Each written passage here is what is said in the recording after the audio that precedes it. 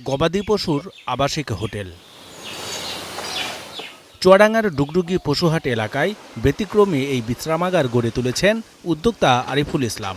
জানান, পশুহাটে আসা ব্যাপারীদের ভোগান্তি কমাতে এই উদ্যোগ। আমার গরু যেভাবে লালন পালন করি, ওনাদের গরু সেভাবেই আমি যত্ন করি। এখানে সিসি ক্যামেরা আছে, পর্যাপ্ত নিরাপত্তার ব্যবস্থা আছে। চুরি যাতে না হয় সেখানে আমিও থাকি, নিজেও থাকি, আমার লোক আছে। দেশের বিভিন্ন জেলার ব্যাপারীরা ডুগডুগি পশুহাটে আসেন গরু কেনাবেচা করতে। গরু কিনে হোটেলে রেখে অন্য হাটে যান। বলছেন, এতে কমছে যাতায়াত খরচ ও ভোগান্তি।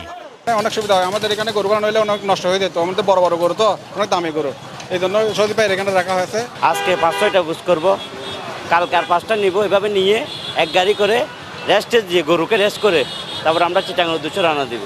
গরুর ওজন ভেদে এই হোটেলে একদিনের ভাড়া 350 থেকে 500 টাকা।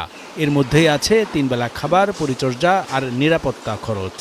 আমার গরুগুলো খাওয়াই সেইগুলাই, বাইরের ব্যাপারীদের গরুগুলো সেইভাবে একইভাবেই খাওয়াই। কোনো রকম দুই রকম পাবেন না। এক্সপার্ট ইঞ্জিনিয়ারদের দক্ষ হাতে দেশের মানুষকে প্রতিদিন সুরক্ষিত রাখার প্রত্যয় নিয়ে এলো সেফ সার্কিট ব্রেকার। অল্প কিছু টাকা দিয়ে সে গরুটাও রেস্ট পায়, কিংবা গরুটাও ভালো থাকে।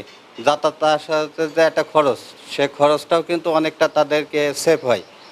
হোটেলে থাকা গরুর সুচিকিৎসা নিশ্চিত করছে প্রাণী সম্পদ অধিদপ্তর।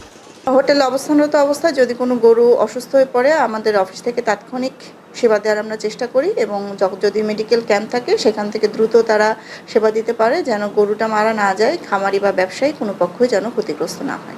গরুর আবাসিক হোটেলের উদ্যোগটি ব্যাপক সাড়া ফেলেছে ব্যাপারী ও খামারিদের মাঝে। Desk report, star news.